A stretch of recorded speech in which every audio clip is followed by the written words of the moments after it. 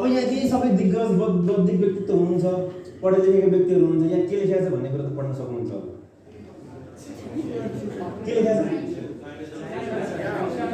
पढ्न आउँदैन? चाइनिज अक्षरहरू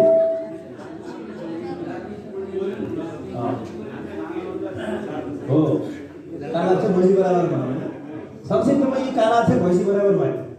अब यो भैँसीलाई गाई बनाएर दुध दुने तरिका छ।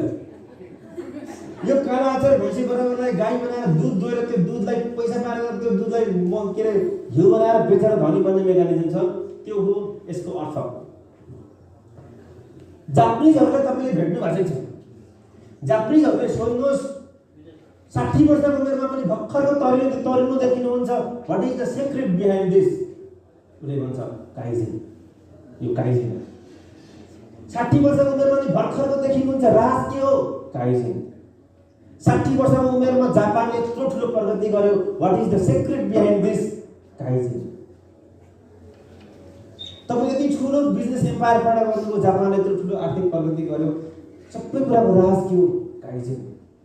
तपाईँ 18 घण्टा काम गर्न सक्नुहुन्छ, हामी 8 घण्टामा निद्रा लाग्न थाल्छ। कसरी सक्नुहुन्छ 18 घण्टा काम गर्न? काइजेन। जे सोध्यो काइजेन, काइजेन, काइजेन, काइजेन। अनि यो के रहेछ यो काइजेन भनेको भनेर गुगल गरेको यो रहेछ। अहिले जे पनि गुगलको जमाना छ नि त हैन। मोटिभेसनल स्पिकर चाहियो भने मोटिभेसनल स्पिकर इन नेपाल हाने सरर गुगल गरे नाम आउँछ, जसको नाम आयो बोलायो। जो राम्रो के इन्डेक्स पनि गर्छ हैन, सजिलो छ नि त। ओके, यसलाई काइजेन भनिन्छ र त्यसको अर्थ हो काइ भनेको चेन्ज, जेन भनेको बेटर, भनेको चेन्ज फर बेटर, अर्थात् कन्टिन्युअस इम्प्रुभमेन्ट।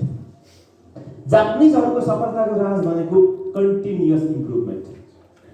म अघि पनि भन्दै थिएँ, यदि तपाईँ हामी सफल हुन चाहन्छौँ भने जापानिजहरूबाट एउटा कुरा सिकौँ। आजको सेमिनारको सब कुरा बिर्सिनु, एउटा कुरा सम्झेर जानुहोस्, काइजेन। छोटो पनि छ। काइजेन भनेको कन्टिन्युअस इम्प्रुभमेन्ट। आज भेटेको तपाईँ र भोलि भेटेको तपाईँको इम्प्रुभमेन्ट हुनु पर्यो के?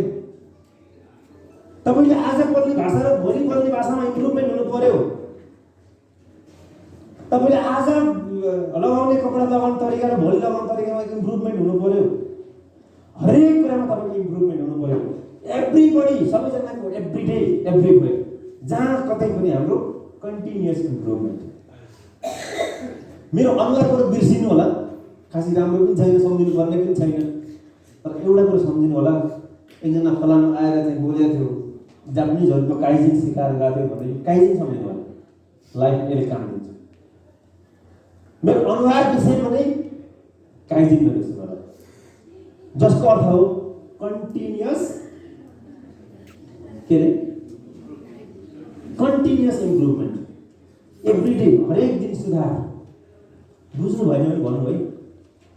चाइनिज भाषा, इङ्ग्लिस भाषा, नेपाली भाषा सबै मिसिया छ, भन्नुभयो भने चेन्ज हुन्छ।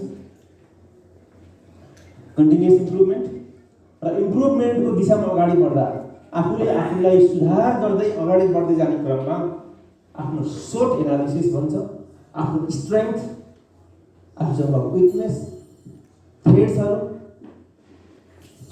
अपर्च्युनिटिजहरू के छन् यसलाई एनालाइज गर्नु होला। यो स्ट्रेङ्थ तपाईँको प्लस पोइन्टहरू हो, यो माथिको हेस हो।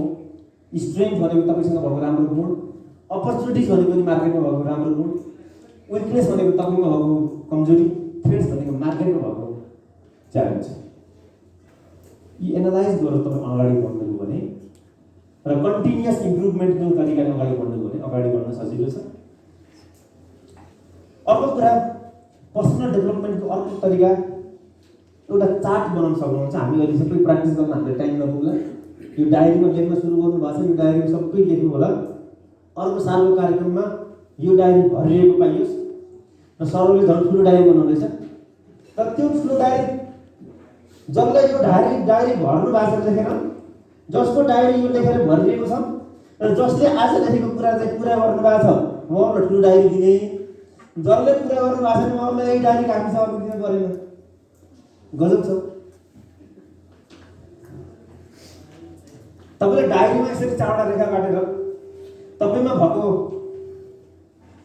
एउटा गुण तपाईको भएको गुणहरू होला जुन तपाईले अब हटाउनुपर्छ। नराम्रो गुण होला नि, सरले भन्नुभयो रिसाउने कुरा अब तपाईले एलिमिनेट गर्नुभयो। रिसाउने, बढी बोल्ने होला अथवा चाहिँ के छ तपाईको जुन कमजोरीहरू छ त्यसलाई एलिमिनेट गर्नुहोस्, यो ठाउँमा राख्नुहोस्। जुन कुराहरू चाहिँ तपाईले हल्का घटाउनु पर्ने छ, बढी बोल्ने कुरा छ भने यसलाई अलि घटाउनु पर्ने छ, अथवा लजाउने स्वभाव छ अलि घटाउनु पर्ने छ भने त्यसलाई रिड्युसमा राख्नुहोस्। अनि के नयाँ कुरा गर्नुपर्ने छ, तपाईँको स्वभाव तपाईँको बानीसँग सम्बन्धित केही नयाँ चिज विकास गर्नु छ भने क्रिएटमा राख्नुहोस्। अनि तपाईँसँग एक्जिस्टिङ छ त्यसलाई बढाउनु पर्ने छ।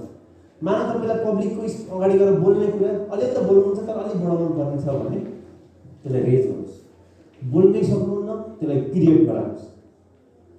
पुरै ट्र्याक गर्ने कि आफ्नो अब यो ट्र्याक ट्र्याक ट्र्याक ट्र्याक के कुरा एलिमिनेट चुरोट खानुहुन्छ यहाँ राख्नुहोस्, एलिमिनेट गर्न सक्दिनँ कि जस्तो लाग्छ भने रिड्युसमा जानुहोस्। दिनमा पुरै प्याकेट हुर्काइदिएको अब चाहिँ एउटा दुईवटा खिल्लीमा काम चलाउने, रिड्युसमा राख्नुहोस्। अब पब्लिक स्पिकिङ सुधार्नु पर्ने क्रिएट गर्नुहोस्, साथीभाइ बनाउनु पर्ने त्यसलाई क्रिएट गर्नुहोस्। यसरी यो चार्ट बनाएर आफ्नो पर्सनल डेभलपमेन्टको यात्रालाई ट्र्याक गर्न सक्नुहुन्छ। म कहाँ पुगेँ भनेर तपाईँले जज गर्न सक्नुहुन्छ। र यो पर्सनल डेभलपमेन्टको यात्रा एउटा इन्नर सेल्फ, आफूभित्रको सेल्फ जुन तपाईँले कन्फिडेन्स चेन्ज गर्नुपर्ने छ भने अर्को तपाईँको आउटर पर्सनालिटी हुन्छ, बाहिर देखिने पर्सनालिटीमा कस्ता कपडा लगाउने, कसरी हिँड्ने, कसरी बोल्ने, यो जुन बाहिर देखिने पर्सनालिटी। नेपालमा पर्सनालिटी ट्रेनिङ भनेर कपडा लगाउन सिकाएको, यो बाहिर मात्र सिकाउँदैन। यो बाहिरको यो कपडा लगाउन मात्र सिकाएर हुँदैन, भित्र चाहिँ पुरै पाप बोकेर हिँड्ने, बाहिर आफ्नो पर्सनालिटीलाई इम्प्रुभ गर्ने अनि बाहिर देखिने सेल्फलाई पनि इम्प्रुभ गर्ने। यो गरेर आफ्नो करियर ग्रोथलाई ट्र्याक गर्नु होला।